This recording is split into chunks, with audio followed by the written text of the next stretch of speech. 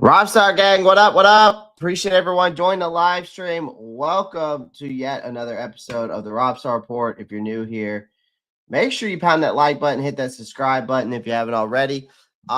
Make sure you click that post notification bell so you don't miss out on new content. Yeah, obviously I was not at FanFest. For anyone that knows, I was not at FanFest, unfortunately. But again, I got to watch it I got to catch up. I watched it from afar is the best that I can say.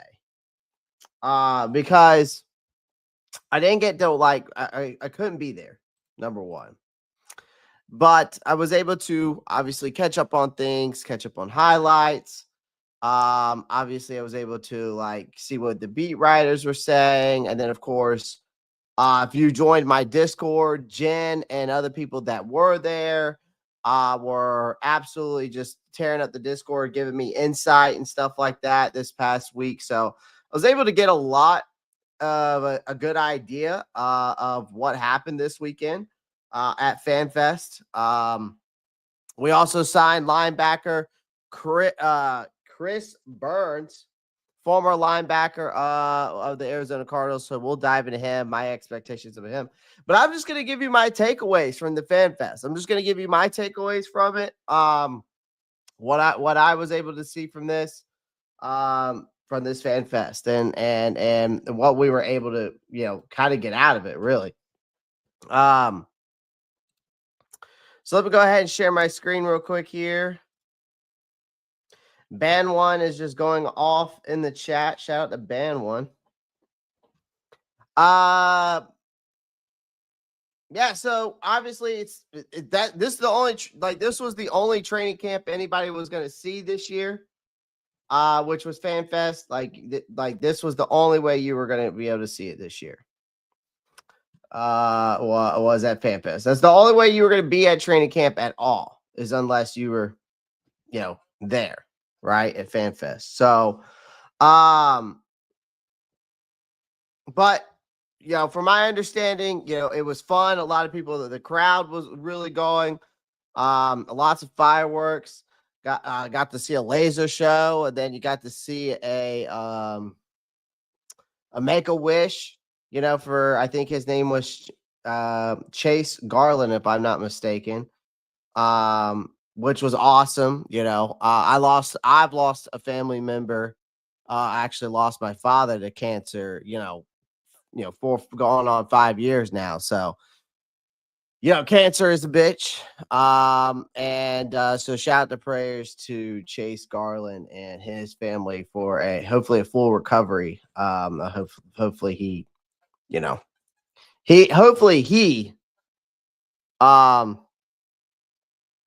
can go into, what I mean, remission. I think that's what it is for cancer remission. So hopefully he can beat cancer. So a shout out to him and prayers up to him, of course. But yeah.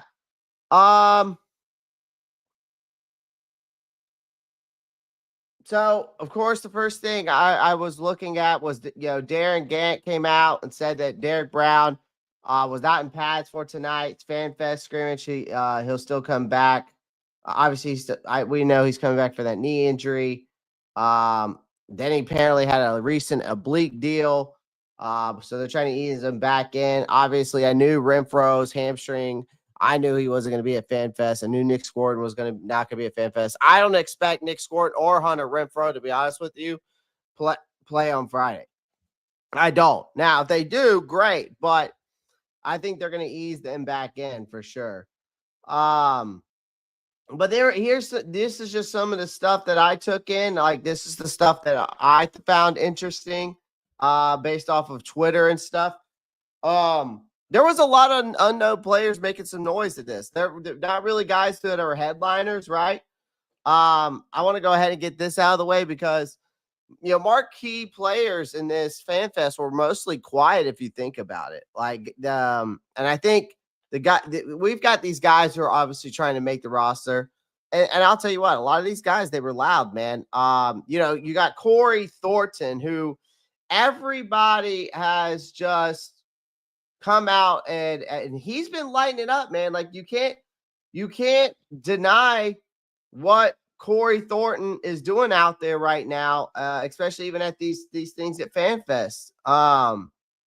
You know, you got a guy like him who's an undrafted rookie cornerback from Boise State, and he's just looking like he's belonged. Now, there's been times in training camp we've seen him and we've seen highlights where he's getting burned, but this is a guy that could possibly make that 53-man roster. I mean, he was given, according to a lot of reports, that he was giving Tedero McMillan a rough time in coverage at FanFest. He didn't flinch under pressure.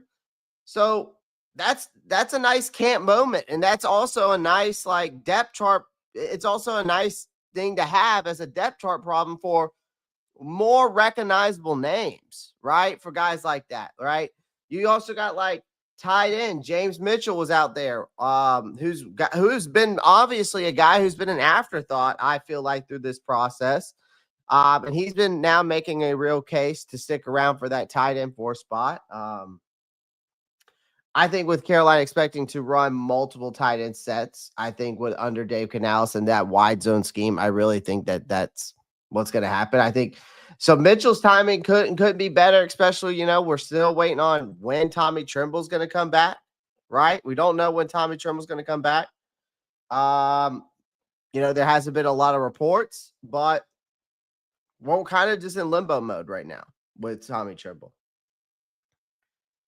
What up, SC Panthers boy? Clay, it was lit Saturday. Fans packed the stadium like a real game. Nice.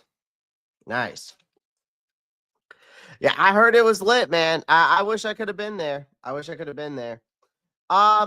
Now, from reports that I was seeing out there too, the free safety rotation does equal a red flag for me. Obviously, Nick Scott has right now, he's got the start as the free safety alongside Tre'von Moehrig, but I wouldn't read much into that because by the end of the night, the first team reps, from my understanding, were being passed around like a hot potato at this FanFest thing. Like Damani Richardson, Lathan Ransom, were all getting rotated in heavily. Ransom in particular showed off a lot of sideline to sideline range, solid tackling. So that's good news there. The bad news is if a position group is rotating this much in early August, though, and I'm going to tell you why this is a red flag, ladies and gentlemen. It probably means that this coaching staff doesn't trust anyone yet in that free safety spot. I have to now expect that this front office is going to be scanning that waiver wire or sniffing around for late camp trades. Because right now there's more uncertainty than stability on the back end of this defense. I honestly think that they're going to do the same thing for that linebacker room too. I mean, if you're that's a major red flag. What's up, Earl? I mean, it's a major red flag when you're rotating those guys that much this early in training camp. Now, I'm going to be looking at how we're going to be rotating with these joint practices, and obviously I'm going to be lookout on those types of reports. I'm going to be looking, obviously when we watch it, I'm going to try to be live Friday evening, ladies and gentlemen, of course, for the preseason game. So we're going to go live, do live play-by-play. That's how we do here. All right. So make sure you guys tune in on that. But yeah, I'm going to be paying attention to that preseason game. Of course, we're going to see some first-team reps on Friday night, so we definitely got to be live for that. I think it's going to be I think it's a good sign. Means death. I think it's a good sign. It means depth or death, if you ask me. Depth or are you saying depth, Roadmaster? I don't think you meant death. I think you meant depth. At least I hope so. We are thin at linebacker, though. We did sign somebody, and I'm going to talk more about him shortly. I believe in the linebacker crew will be better than the DBs when all is said and done. SC Based comes in with that comment. What's up? Appreciate you coming through, my guy. Now, I was reading a lot of reports too, a lot of beat writers. Like I was reading Mike Kay's reports on this. I was reading Joe Person's reports on this, Darren Gant's reports on this Fan Fest. And it sounds like to me, this running game is going to carry this offense this year. For now. Keywords there are for now, ladies and gentlemen. I think Dave Canales is building this team around physicality and ball control. And I think the run game looks like it's bought in. I mean, I was seeing clips of Chuba Hubbard ran with vision and urgency. I saw Rico Dowdle out there, brought power, decisiveness. There was a lot of clips of those guys I got to see. Trevor Etienne, again, a guy who's quick, explosive, comfortable falling blocks. The offensive line consistently opening lanes, which we knew that was coming. I mean, we were top 10 unit last year. Even as the pass protection wobbled a little bit, again, we've seen that throughout training camp so far. We're really got to start seeing that those guys set in and that offensive line. But, you know, this team doesn't have I can't say that this team has an elite passing attack yet, right? We don't T-Mac's fresh off, you know, he's fresh, right? Now we know what he brings to the table. 50-50 ball guy, great body control, great hands, right? Polished route runner, just needs to get a little bit more polished, right? And I think that's going to come along with his development. But then you've got, you know, Jadavion Sanders. You know, we can't stop thinking about Jadavion Sanders, who, you know, showed a lot of potential last year. Of course, the injury bug hit him a little bit last year. But again, I think he's a guy that we've seen a lot in training camp right now, who's shining right now, who could open up the middle of the field if he can get himself going.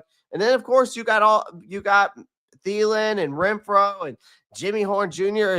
seems to be the best. I mean, Jimmy Horn Jr. seems, I mean, is Jimmy Horn Jr. right now, ladies and gentlemen, outplaying T-Mac? I mean, can we say that? I mean, so that's what I'm saying. I just don't think that we have an elite passing attack yet.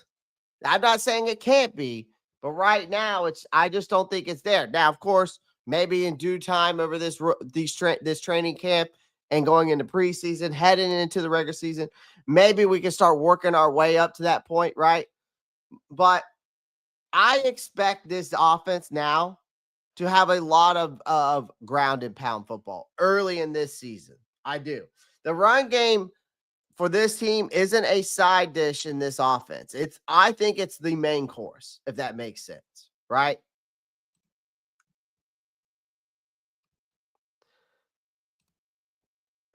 Depth, autocorrecting. You counted the edge and linebackers. We straight at edge, and then they can cover the outside line. You're the best Panthers reporter on YouTube. I appreciate that, bad one. I try to be. I try to do the best I can. Yes, I am including edges. Well, okay, y'all two are talking. Sorry. I'm not trying to get in y'all's conversation, but I mean, I can, but you know. The highlights for FanFest for me was XL, Horn Jr., Ransom. Yep, take the little run, which was awesome. But Jimmy ran him down. Jimmy Horn Jr. is impossible to cover in space, but he's a smaller guy, not mossing nobody. No, he's not. I mean, that's the difference between him and Tetero, right? But from a performance standpoint, we've seen from this training camp, I mean, I don't think we can deny the fact that Jimmy Horn Jr. has looked better than Tetero McMillan. I'm not taking anything away from Tetero. I'm just saying, like, if we're talking about performances, I would say Jimmy Horn Jr. is leading the way, at least from a rookie standpoint, than Tetero McMillan. Again, I think they both, but the thing is I get it. They both bring something different to the table, right? So I get it.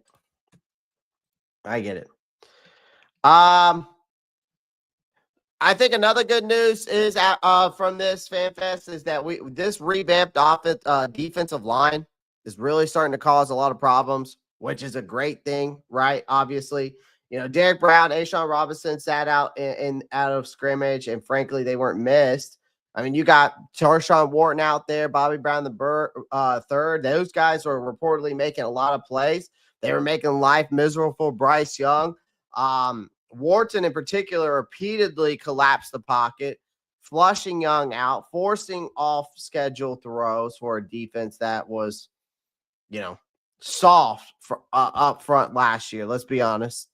And obviously, this is a huge sign of progress, right? We're talking about a team last year who had a historically bad defense.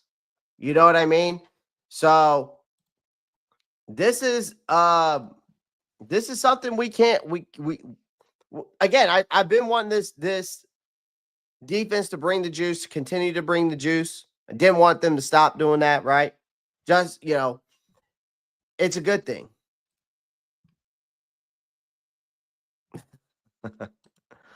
So, interior pass rush has been an issue for us in years.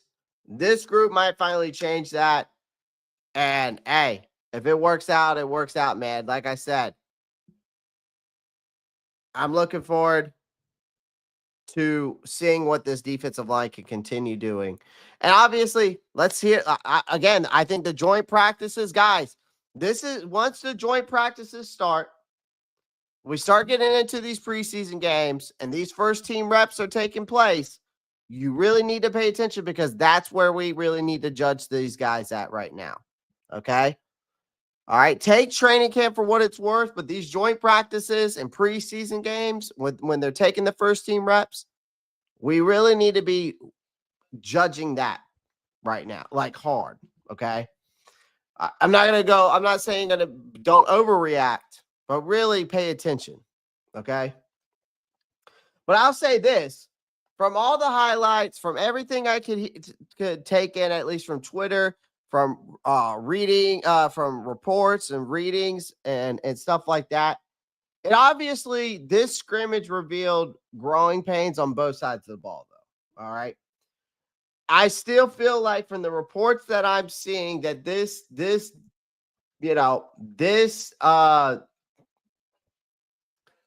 team is inconsistent. And that's putting it mildly. Like Bryce Young showed flashes of what you want in a third-year quarterback, right? We saw the mobility, okay? Right? Accuracy, the command, but the passing game as of late, as a whole lately has lacked rhythm. Now, McMillan has showed off his physical tools. Okay. We've seen that a lot lately from reports and of course clips. But he's also had a few concentration drops, right? So the timing and the chemistry just aren't there yet. Okay. And I don't expect it to be there yet, but we've got to get there, right? And sooner or later we will. But as of right now, we've got to, we've got to narrow down, get more efficient, I guess is the better word I should say. We got to be more efficient, right? But the defensive front too, though, has showed some bite.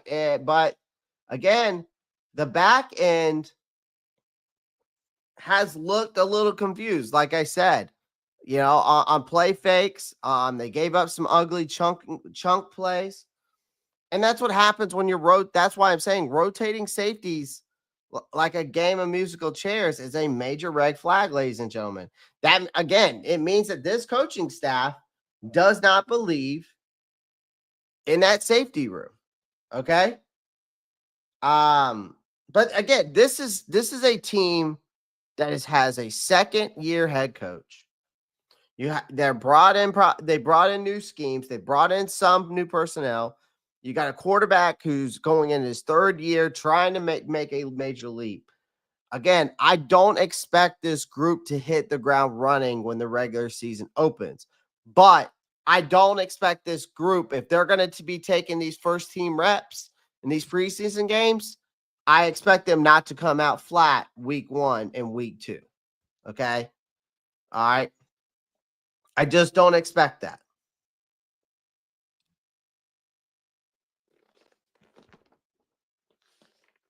Oh, band one. I was planning on having being at training camp at least for at least a couple days. I was gonna go to, or at least I was gonna go there for at least one of the weeks and bring y'all some awesome content, but that didn't work out. I think Tet is saving off his moves for week one to Moss Travis Hunter like he did in high school. Hey, if that's the case, I hope that's the case, SC's Panthers boy. I hope that's the case. You know what I mean? I hope that's the case. How many series do you see Bryce playing on Friday? I want to say at least. I want to say at least 3 or 4. No, I want to say at least 3 or 4. I expect at least 3 or 4. I expect 3 or 4. I want 3 or 4. I want the first team to have 3 or 4 series. Because, again, I've said it before and I said it again, man. I'm tired of this team coming out week 1 and week 2 absolutely flat. Now, granted, last year you had a new head coach, new coaching staff. You had a wide receiver drama queen going on with Deontay Johnson. Your defense was, garbage after, Derek Brown went down after week 1. So, yeah, I expect at least 3 or 4. At least that's my expectations. Some people may not agree with that, but again, we've seen it time and time again, like I said before, that this team has come out flat week 1 and week 2. Man, when they locked us out of everything, we got FanFest and preseason games. Bryce didn't do much Saturday. He was walking around inside the stadium most of the afternoon. Yeah. Bryce going to ball out this year. I think next week the starters get their most work, then take third week off to get ready for. Well, I think, yeah. I mean, Roadmaster, they'll probably take, they'll get first team reps, this week and next week, and then after that they'll give them the rest to be prepared for week 1. But I'm just hoping that the 2 preseason games that we're getting these starters and these first team reps. Again, I expect us to be coming out week 1, not flat. That's it. Once we get closer to that, we will. We will. We will see. All right, let's move on. That's enough about FanFest. Let's talk about this wonderful. Well, it's not wonderful, but it's good. I think it's good news. Okay, I think it's good news. When they signed this guy, Krys Barnes. Now,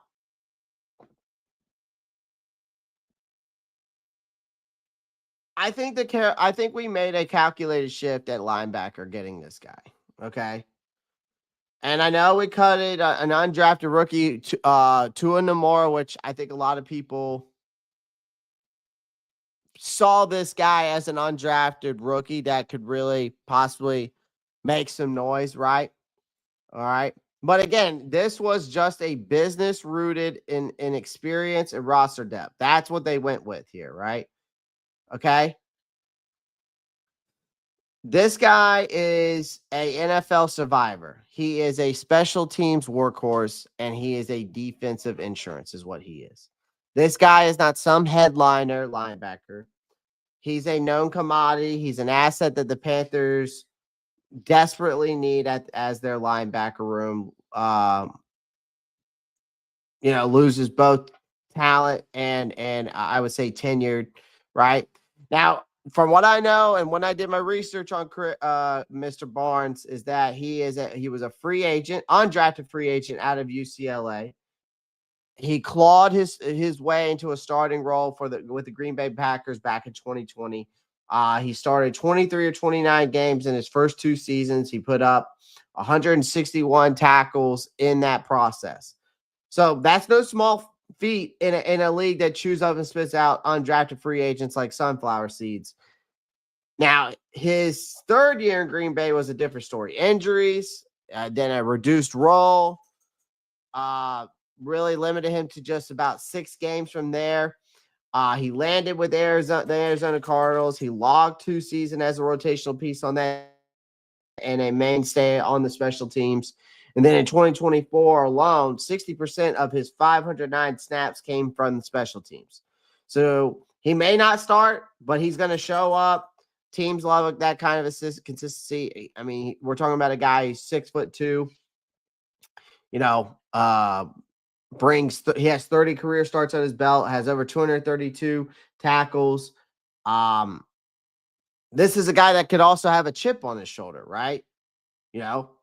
He probably has that chip on his shoulder attitude to bring to a Panthers defense that could use some veteran leadership like that, right?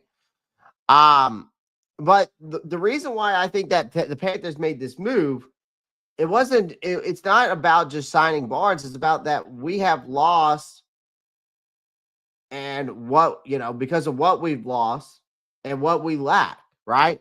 Shaq Thompson, again, who has been the heart of this Carolina defense, he was there for the past decade, is gone. Josie Jewell, who was presumed as a plug-and-play starter, we obviously released him to let him recover from those concussions, right? So that leaves a major gap in our linebacker room, right? And it's dangerously thin with a lot of unproven production from guys that we've got back there, right? And now you've got Christian Roseboom, who is obviously the next in line to start for sure. But even if he brings just marginal, he only brings a little bit of starting experience, right? I mean, granted, last year we're talking about a guy who had 11 starts last year with 135 tackles, which is good. But again, I just didn't see Roseboom as a insurance policy for Josie Jewell or Shaq Thompson. I just didn't.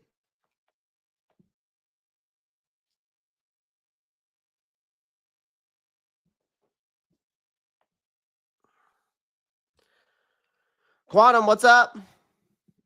Good evening to you, sir. Good evening to you. Hope all is well, my friend.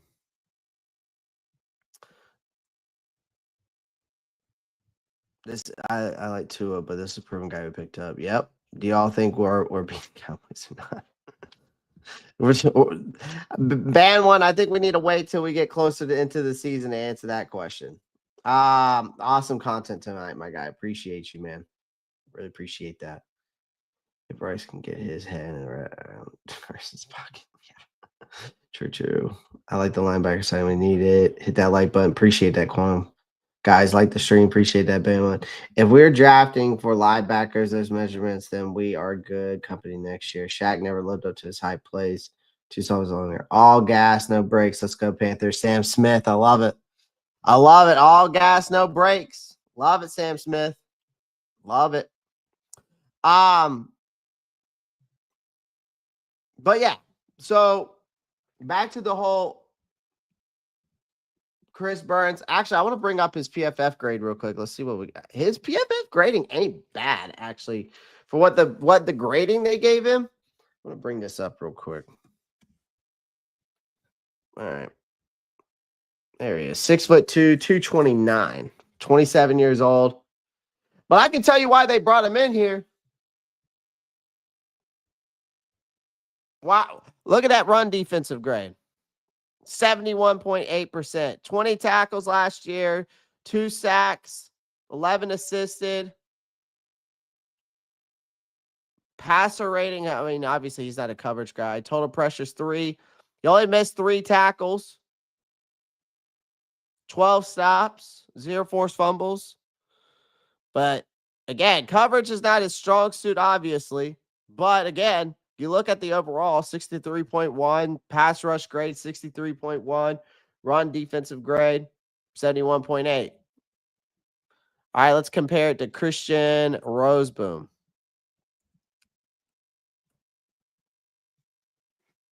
Let's compare it.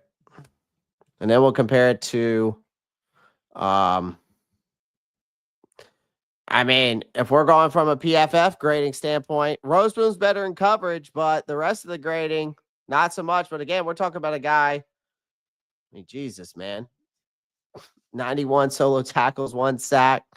I mean, 41 assisted, 39 stops. 18 missed tackles is a lot, but again, 191 solo tackles, I think outweighs more than the 18. 5 total pressures. So the guy gets after it for sure. All right, let's go Tre'von Wallace now. Wee. Like I got car. All right, so there we go. I don't know why I have that song in my head right now. So Tre'von Wallace, 56, pass rush grade, 61, run defensive grade, not good. Coverage grade, he's better in coverage. He's just got to be better at obviously hitting that hole. Solo tackles, 43, 1 sack, 16 assisted, 1 forced fumble. 14 stops, 8 missed tackles, 138.2 passer grade allowed. Puts him as 11th. Total pressure's 5. So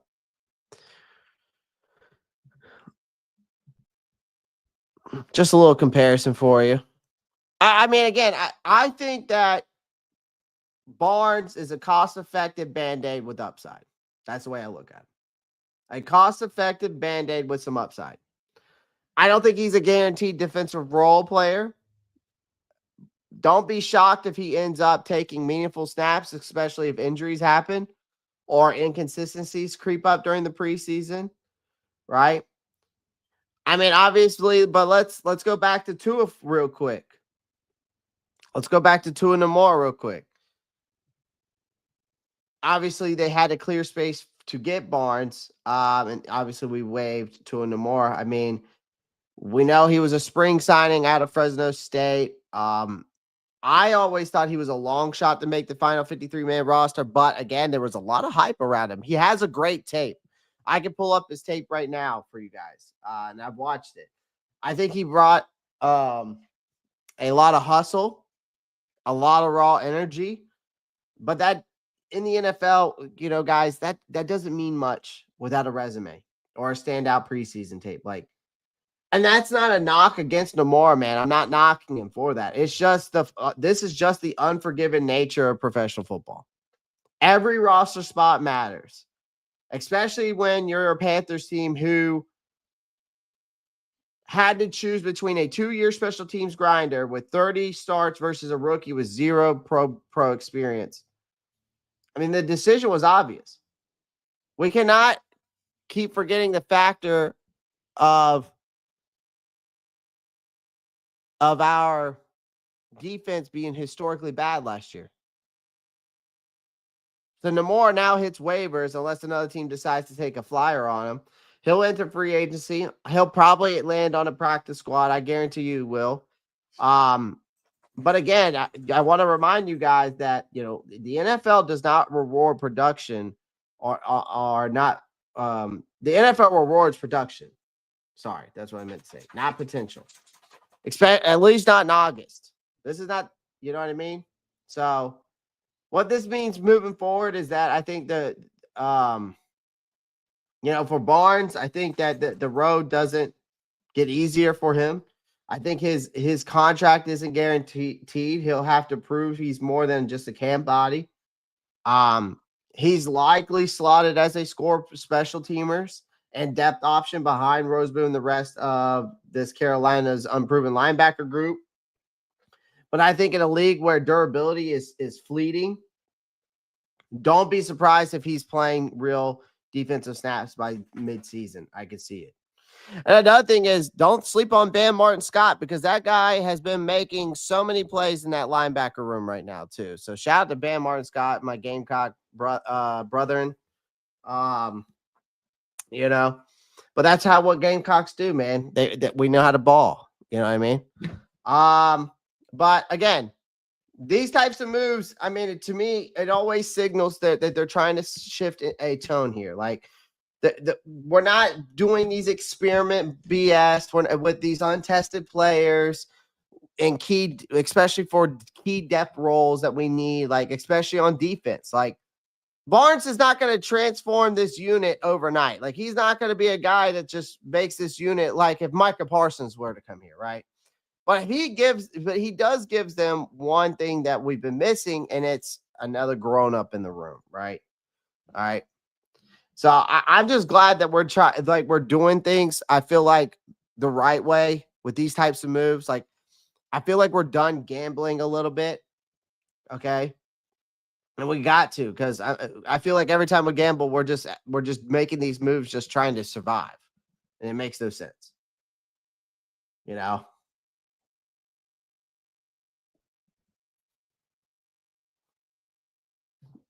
Did Tua get hurt? I don't know. I didn't hear anything about him getting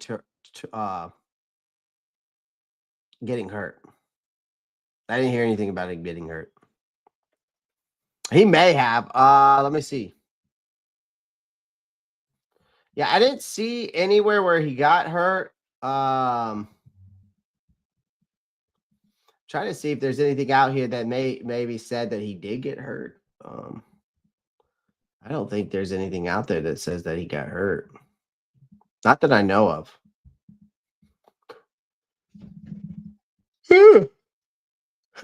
Excuse me. Yeah, I don't see anything out there that he got hurt. I think we're stacked facts. If we miss the zone, just remember Gamecocks. What up, Broski Bear? I think we should play the starters in the preseason. If you get hurt, it will be the same thing. You can get hurt in the open season, and I want to sit no one in the preseason. Well, Sam Smith, the first two games, we're going to see this first two preseason games. We're going to see the first team get reps. Now, they're not going to play a full game because no team in the NFL has their starters playing a full game. But I'm hoping that they'll get at least 3 or 4 series, at least 3 or 4 on both sides of the ball. But if I get that, I'll be happy. Okay, I don't expect them to play, till halftime. First, I want at least to see 3 or 4 series. That's what that's my expectations. So you're gonna get to see them, but they're not gonna be not gonna be out there the whole game. Broski Bear, what up? Bro, then prima donna player needs to work out. Yeah. Do the Browns and the Panthers start joint practices tomorrow? Panthers, I think so, because they took the day off today. Panthers, Browns joint practice.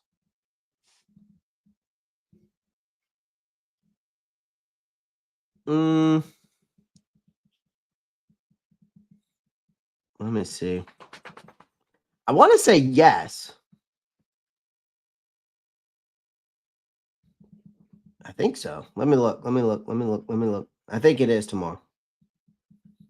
Accepted. Let's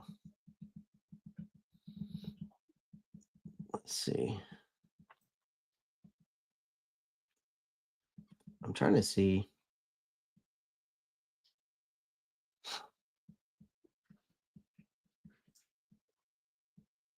No. But they come to us. I know that. The first joint practice with them will be on Wednesday, August 6th. August 6th.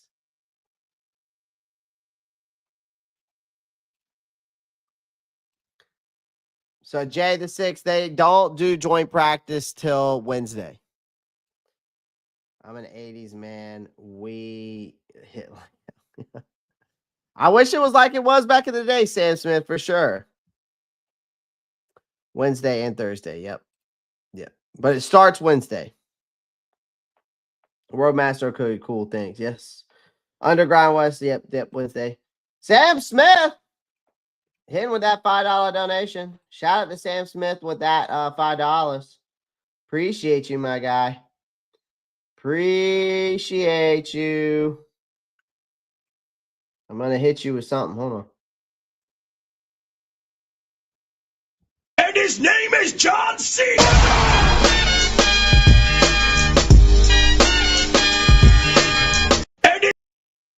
Hit you with that John Cena.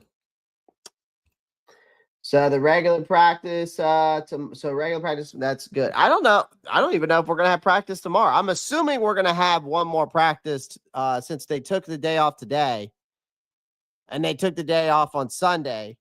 I'm assuming they're going to have practice tomorrow and then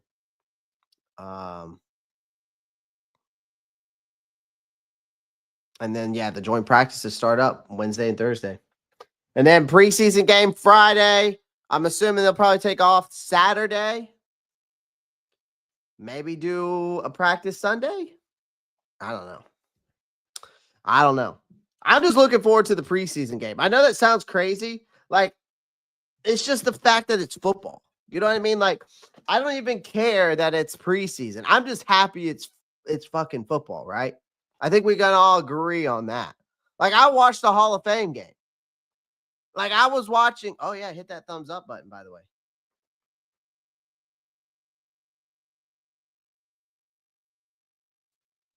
So,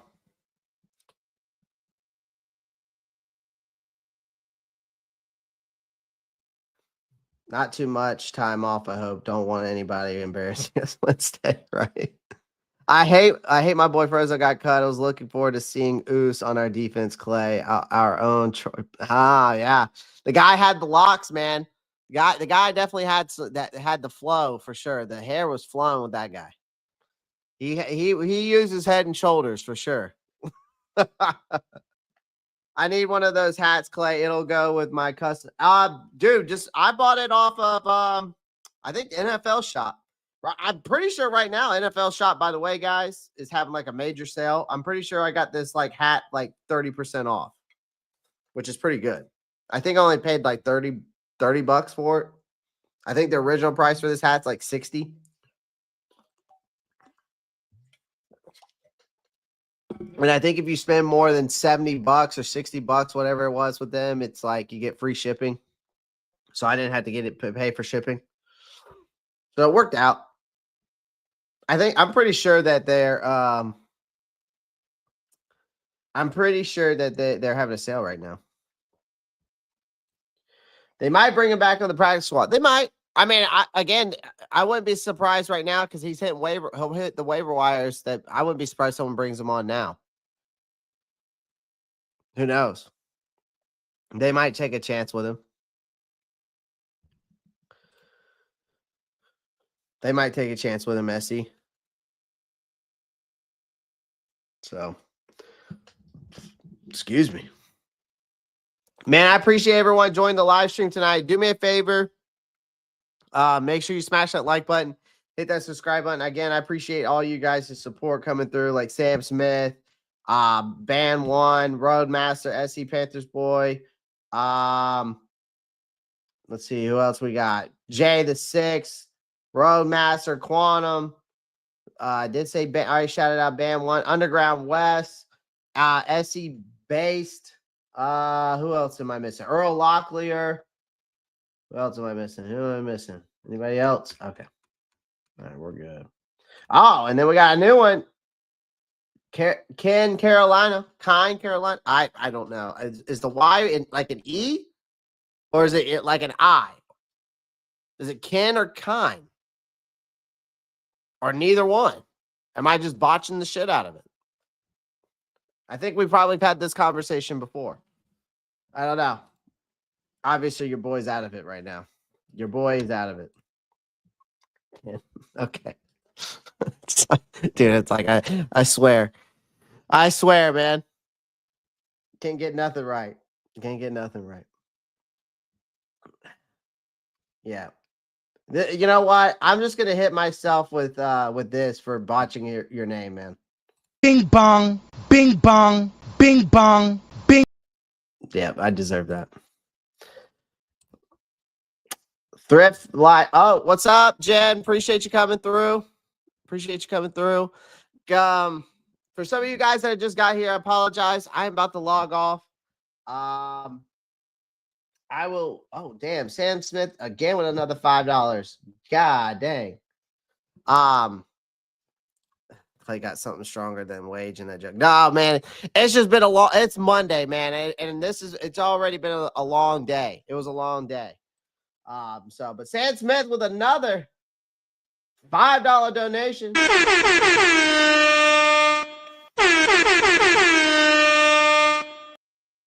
Shout out to Sam Smith with that another $5 super sticker. Appreciate you, my guy. Sam Smith coming through tonight. I love it. I got you all something strong. I went, dude. It's just been a long day, man. It has been a long day. Oh man, sorry I missed that rewatch. Yeah, absolutely. You can always rewatch, guys. I make sure I keep the replay back. I also have the replay, the chat up as well, so you'll always be able to go back and check it out. But we'll have some shorts coming at you guys after this, so make sure you tune into those. I will have all your shorts out tonight, talking about a lot of stuff. All right, so it'll be NFL content, of course. It'll have a mixture of Carolina Panthers, of course. So make sure you tune into the shorts. It helps me out tremendously. So, other than that, guys, we'll be back tomorrow, of course. I mean, every day we got training camp. I'm gonna be live, and we'll be back to our last practice, just with the team, and then we got joint practice Wednesday, Thursday, and then we've got preseason game Friday. So I will be live for that preseason game. We're going to do a live play-by-play show. So make sure you guys tune into that. And other than that, guys. Oh, another thing. Got to set your reminders. Tomorrow night, we're bringing back, okay? We're bringing back Roundtable Sports. Roundtable Sports is starting back up again, guys. So I will be on Roundtable Sports tomorrow night as well. I think it's either we'll be live 7 p.m. or 8 p.m. I'll have to double check on the time on that. I will post it in the community chat and in the Discord and on Twitter. So if you follow me on any of those or join the Discord, make sure you do so. Or of course, if you're subscribed here, make sure you click your post notifications bell. So when I do post the community chat, you're notified. But I will be live on Roundtable Sports. We'll be bringing it back. I'm going to show you this short clip real quick. Roundtable Sports Network brings you NFL divisional debate coverage on a weekly basis from your favorite content creators across YouTube, featuring the AFC East Roundtable live Monday and Wednesday evenings, the AFC South Roundtable live Tuesdays at 7 p.m. EST, the NFC South Roundtable live Tuesdays at 7 p.m. EST, the NFC West Roundtable live Tuesdays at 9 p.m. EST. The AFC West Roundtable live Tuesdays at 9 p.m. EST. The NFC North Roundtable live Wednesdays at 6 p.m. EST. The AFC North Roundtable live Wednesdays at 6 p.m. EST. The NFC East Roundtable live Thursdays at 6 p.m. EST. Roundtable Sports. Real coverage from real fans.